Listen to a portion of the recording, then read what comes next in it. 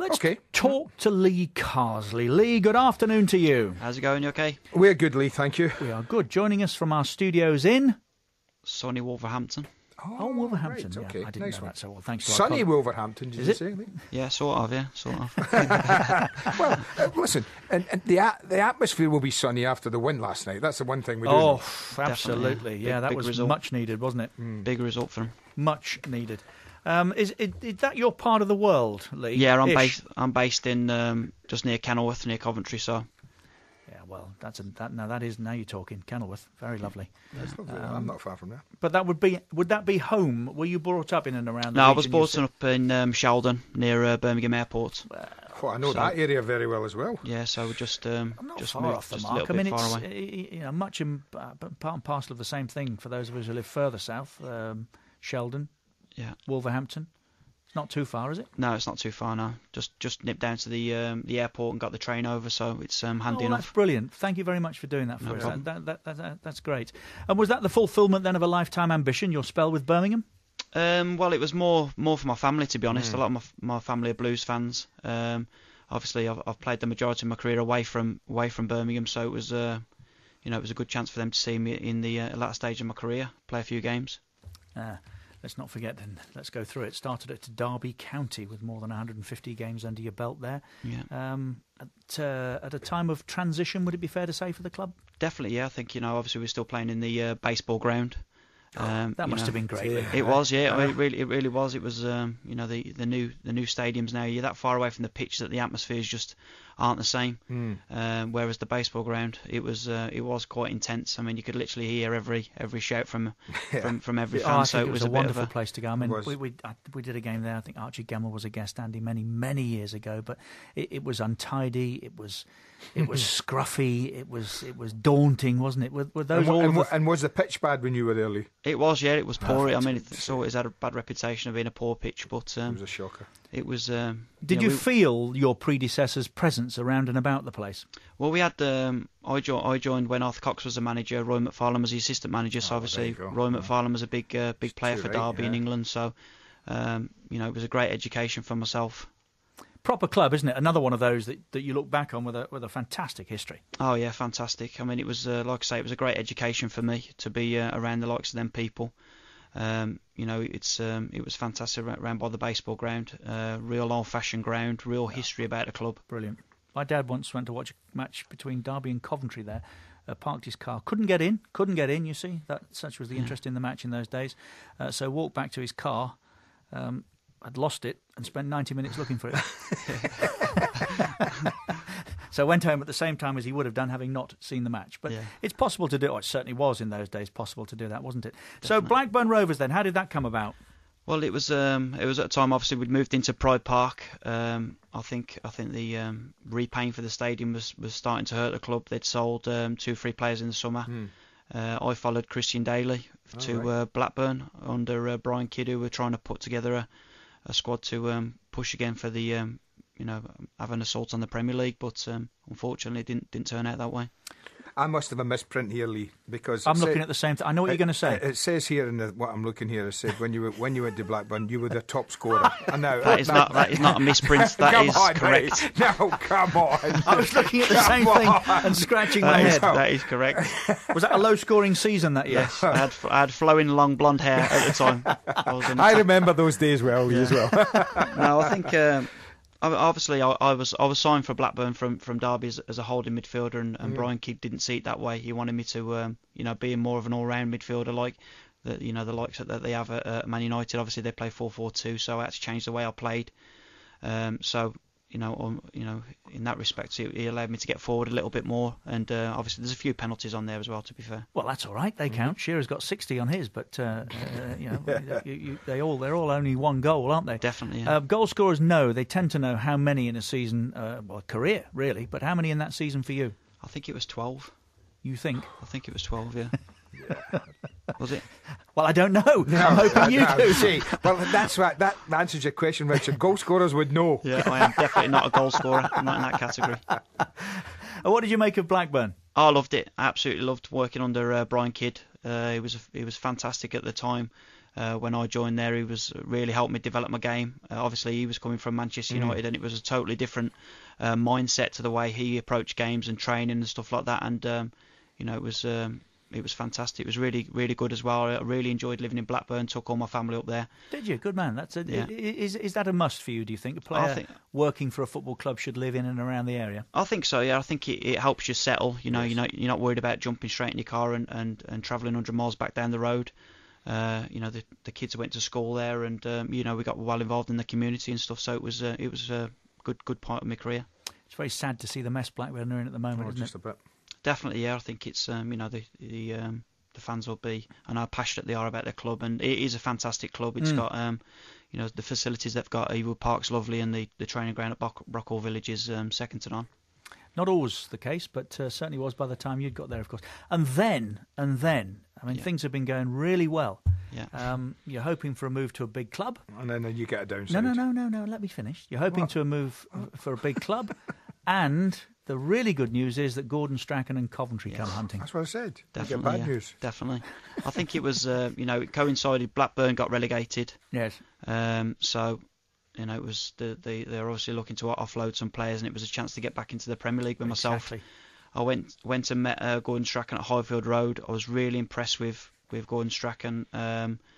I like what he was saying. I like what the plans for the club. I can imagine you'd like Strack. Yeah, he was very good. He was passionate about what he did, and it was a good time. Unfortunately, it was obviously I was going to be met with another relegation. Yeah, it didn't quite work out. I think that two big mistakes Coventry made was letting Gary McAllister and Robbie Keane go in the same year. Yeah. And I think Gordon was looking around for replacements as quick and as fast as he could find them, but it didn't quite work out that way. But to work for somebody like Strachan, we've spoken to George Boateng about many different incidents the two shared. Did you enjoy Gordon? Definitely, yeah. I think he was obviously as a midfielder as well. He really was. Really beneficial to me in my game in terms of the training that we did and the extra stuff that we did. He was fantastic at the time. Unfortunately, the club wasn't in a great position. No. So again, another mood. Should have been. I mean, should have been. All sorts of things were happening at the time that were, on the face of it, very exciting. But again, we'll get round perhaps to some of the rest because it's been a little difficult in recent weeks and months, hasn't it? Lee Carsley is our guest, once of Derby, Coventry, Blackburn, of course. Amongst others, and we'll continue to talk in just a moment. Don't forget that interview with Michael Carrick on Drive this afternoon. Adrian Durham and Darren Goff with us from 4, and Mark Saggers and Kick-Off, live and exclusive radio commentary from Upton Park tonight, where West Ham play Manchester United. Right now we're in the company of Lee Carsley, once of Derby, Coventry, Blackburn, Everton we'll get round to. But Coventry... Proper club, we'll get round to a proper club in a minute. We're at that squeaky bum time of the year. How do you deal with being at a club, as was the case at Blackburn, then Coventry, where it's really hard to play your football? Well, it was, when I had the chance to join there, I thought, obviously they'd survived so many years just, by the last 8 game of the season. So, and I thought that, we'd be okay. You look around the squad, we had the likes of John Hartson, Hadji, Chippo, a lot of good players, Gary Breen. Obviously, Chris Kirkland in goal, Paul Williams, Richard Shaw. So you look around the dressing room, you think you've got a chance, but just didn't go for us. When it starts to go wrong, how difficult is it, that process to address? It's very difficult. I mean, it weren't. I mean, you both know Gordon Strachan, so it wasn't for the want of trying on the training ground. We spent hour after hour, on set pieces and going through shape of the team and things like that. But it just wasn't happening for us. For some reason, I couldn't put my finger on it at the time, and I still can't now. But all along I thought that we'd be okay and that we'd get a result. And but obviously the longer it goes, the more difficult it gets. Andy always says that's where the real pressure is. Never mind at the top. Yeah, I remember being on an international trip once and speaking to Roy and saying it's tough at the bottom, and he went, it's even tougher at the top. Roy Keane saying so. I think he's probably got a point. Do you think so? I mean, when you're battling for your lives and livelihoods quite literally are on the line, not just your own, the playing staff, but so many it affects at a club, doesn't it? Something such as that. Definitely, yeah. And you, you do feel a big responsibility, especially when obviously we did get relegated. You can see the look on people's faces, from the crowd, and especially when, like you say, it affects the office staff, it affects the ground staff, it affects everyone at a club. I always used to say to Keys, I don't know if you agree, when you're playing at the bottom, and I've done that and got relegated, you look around when you've got the ball and all you can see your backside running away from you, and that's your teammates. But if you're at the top of the table, when you look up, all you can see are faces who want the ball. Yeah, definitely. And that probably typifies what it's like, the difference. Yeah, I think you're right. I think obviously confidence is a massive issue. Even the simplest things of just controlling it and passing it to a teammate become impossible at times. And running that 5 yards seems like a marathon. So it's one of them. Your part of that's probably okay, the control. It's the passing, it's the looking around for somebody else that becomes the problem, isn't it? Definitely, yeah, definitely. And inevitably, fire sale at Coventry. I think one of the last clubs to get out, and I mean, such was the debt, Lee. Not that would affect you boys, but and then John Hartson leaves, of course. Hadji goes to Aston Villa. Cheapo's on his way. Everton come calling now, which requires, I imagine, another move, does it? Yeah, it did. Yeah, I mean, I think I played the first 12, 15 games in the Championship. Obviously, Gordon Strachan went, Roland Nielsen come in with Jim Smith. But you could sort of see they were selling players, and they were. I got the feeling that they were trying to get as much money back as they could, and obviously, the chance to go and work with Walter Smith then back in the Premier League was a massive opportunity. And of course, when you arrive there, you think to yourself for the first time, "This is a proper club I'm at now." Well, it is. Lee. Definitely. I mean, it's there's a lot more to playing for Everton than just the football. It's I moved into the city centre. My family stayed in Birmingham. I commuted most days. So it was. I was really in the thick of it. When did that strike you, Lee? That you joined a club playing in a footballing city, which that is? Well, I think it's. It's strange because you can walk around Birmingham and you'll see Villa shirts, blue shirts, Wolves shirts, Man United, Arsenal, Chelsea. You go to Liverpool and you've got Liverpool or Everton, and that's it.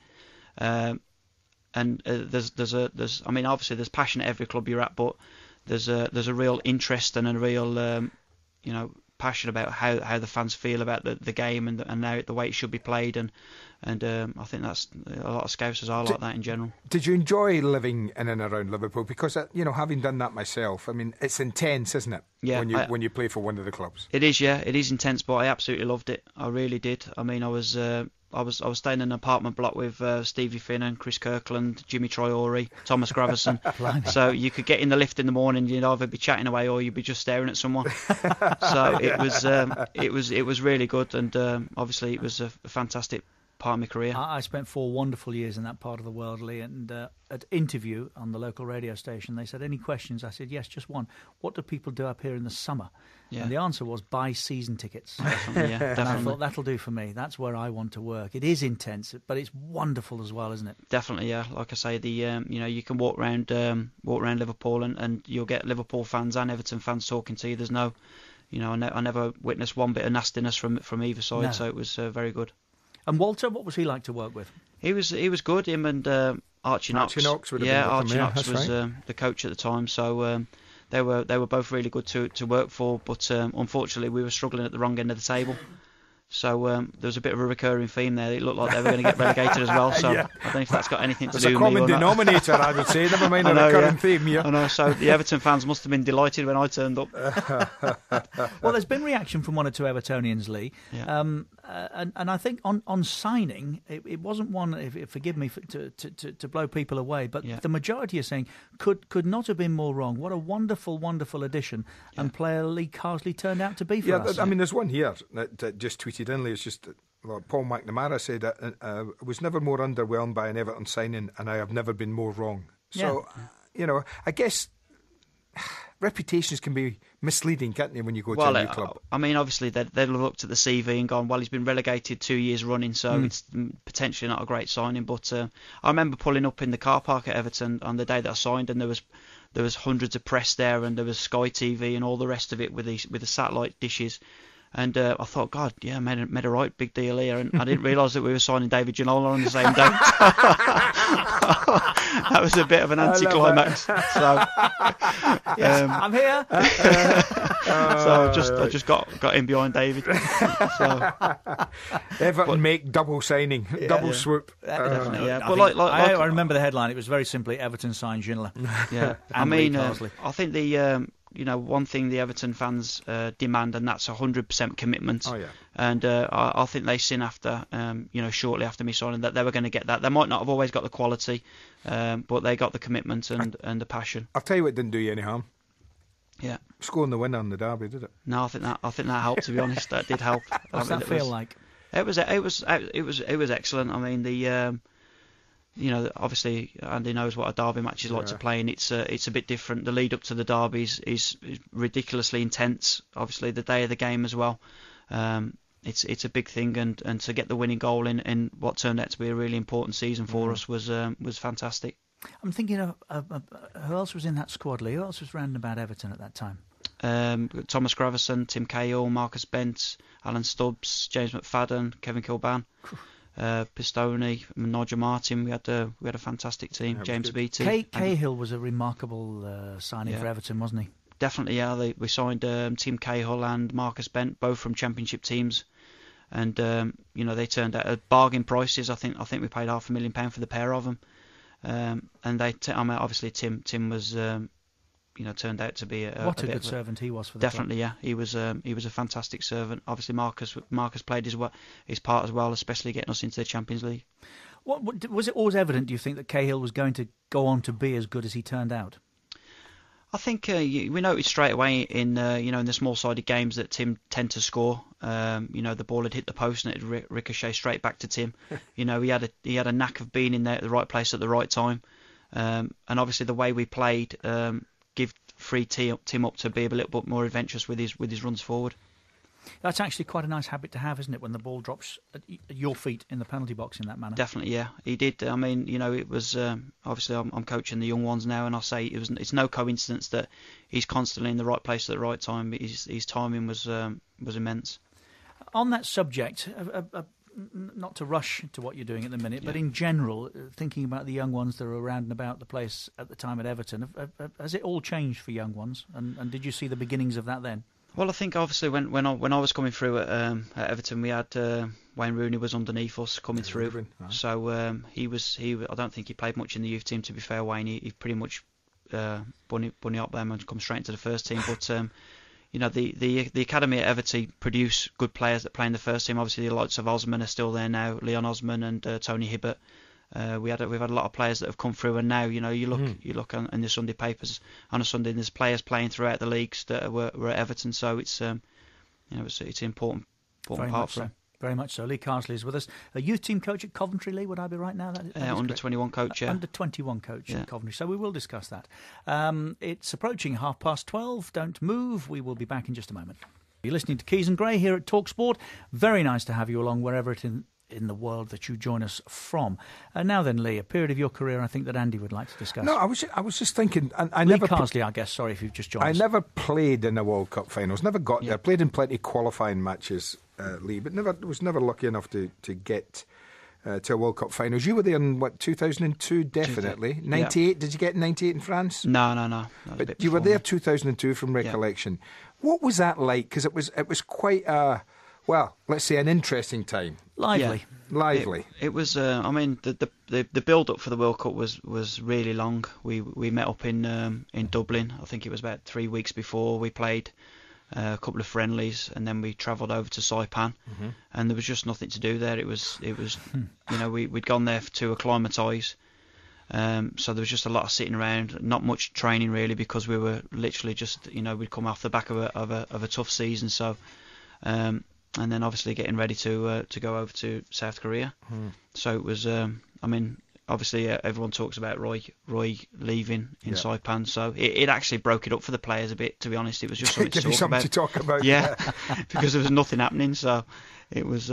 Roy leaving, of course, was Roy Keane, who decided he wanted to go home and fell out spectacularly with Mick McCarthy. Was part of that boredom what got to him, do you think? No, I don't think so. I think it's just one of them things, I think. Unfortunate. Incidentally, I'm just looking at Twitter here. EFC Stokes has been on Sir Lee Carsley. He says best goal must have been for EFC against them. Them, of course, being Liverpool. Of course we know. And who put the ball in the red net? Super Lee Carsley, says T. Young, and so it goes on today. Welcome back at Goodison anytime. Hashtag here, legend, they say, Lee Carsley. Lee, we've talked about football pressure and the difficulties of relegation. I would imagine all of that and more pales into insignificance alongside the trials and tribulations of looking after a child with Down syndrome, does it? Yeah. No, I think it definitely puts a perspective on what's important and what's not.